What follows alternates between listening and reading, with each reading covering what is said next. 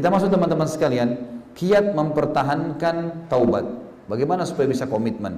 Yang pertama teman-teman harus yakin dengan janji-janji Allah. Janji teman-teman, Allah memang menjanjikan orang yang beribadah itu akan dapat kesenangan. Orang yang maksiat akan dapat kesulitan. Emang begitu janjinya Allah SWT. Janji Allah dan ancaman Allah jelas, gitu kan?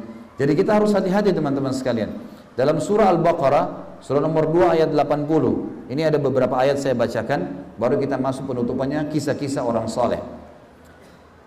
Baqarah ayat 20 berbunyi, a'udzubillahi minasyaitonirrajim, wa qalu lan tamassana an-naru illa ayyaman ma'duda. Qul afattakhadtum indallahi ahdan falan yukhlifallahu ahda am taquluna 'alallahi ma la ta'lamun. Dan mereka berkata, kami sekali-kali tidak akan disentuh oleh api neraka. Ahli maksiat biasa dikatakan, jangan zina saudaraku, berhenti mencuri, berhenti khamar, berhenti gini. Nggak apa-apa, saya tidak akan masuk neraka kok. Kalaupun kami masuk neraka, hanya masuk beberapa hari saja, kata dia. Kata Allah apa? Sudahkah kalian menerima janji dari Allah sehingga Allah tidak akan memungkiri janjinya? Atau kalian mengatakan terhadap Allah apa yang kalian tidak ketahui? Maksudnya pasti akan datang hukuman Allah subhanahu wa ta'ala. Tidak boleh tidak. Yang kedua teman-teman, supaya kita tahu taubat itu harus dipertahankan, jangan ulangi.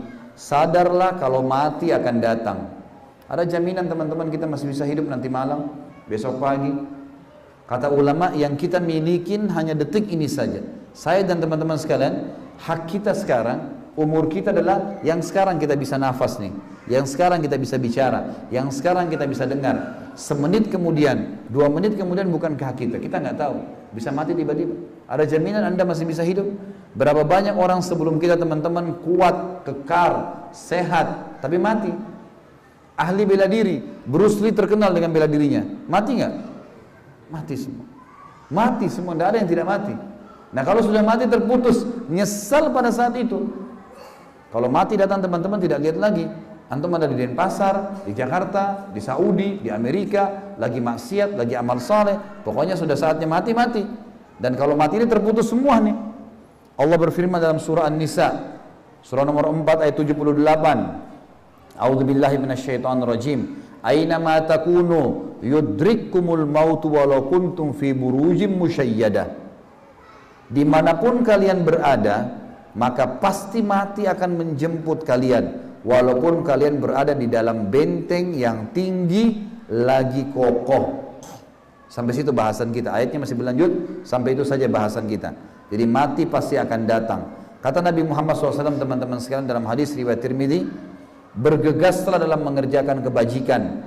Apakah kalian menunggu kefakiran yang membuat kalian lupa? Ada orang karena miskinnya sampai nggak ada waktu untuk sholat udah.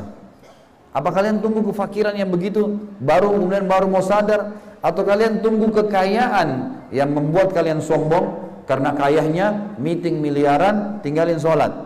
Atau penyakit yang mematikan, tiba-tiba stroke, tiba-tiba mematikan? Atau kematian yang memutuskan? Atau kematian yang tiba-tiba datang? Atau dajjal yang gaib tertunggu dan dia sebaik-baik orang yang seburuk-buruk orang yang ditunggu? Atau hari kiamat yang hari kiamat jauh lebih berat lagi?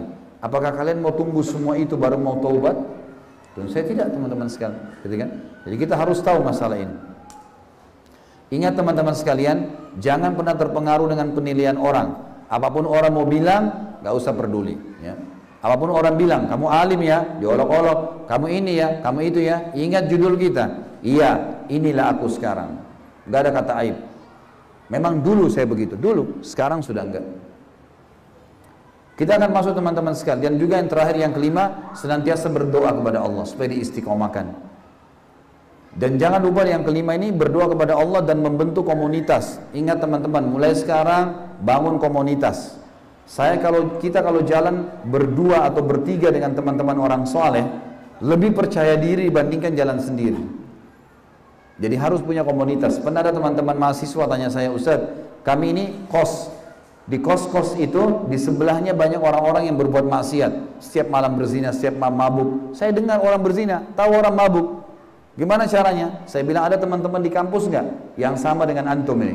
Maksudnya sudah mulai ngerti, sudah mulai ikut pengajian? Ada. Baik, kumpul, buat komunitas, sewa tempat, tinggal sama-sama. Jadi kalau azan sama-sama ke masjid, saling mengingatkan, bentuk komunitas.